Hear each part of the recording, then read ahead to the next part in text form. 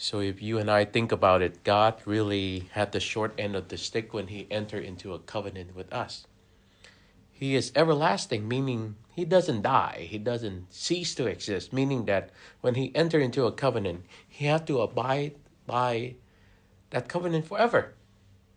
Even if we died and to next generation, or even if our human race ceased to exist, he still had to keep that covenant forever. So he really had that short end of the stick, right? But he did it out of love. And for us too, then, as human beings, we have to remember, especially at postmodern people, we tend to enter into contracts. And we worry so much about the terms of the contracts. And contracts were made because we don't trust each other. Contracts were made because we think that the other side going to somehow fail, and these terms of the contract are there to protect me against legal action or against what could be the short end of the stick. But not so with a covenant. A covenant is made between two people who care, who love, and who will the good of the other.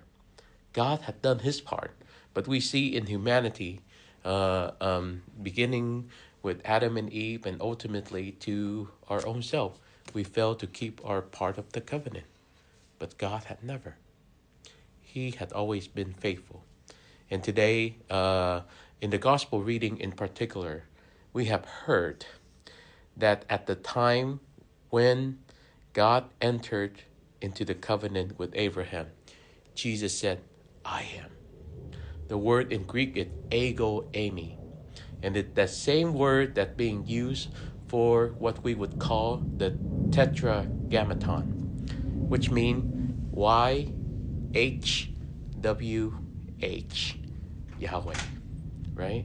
We are being reminded that the same I am who am, the same Yahweh, the same ego eimi that existed at the time of Abraham continue to exist at the time of the people of Israel, who continue to give himself to us and for us. God is faithful to his covenant, just like what I said earlier. He really had the short end of the sticks, that he had to keep it forever and ever.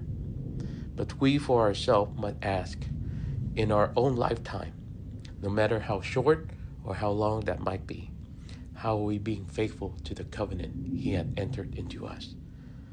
And how are we choosing to not treat the covenant like a contract, fearing that somehow God going to fail me, or God is not keeping his part, or that how can I maximize my benefit out this contract?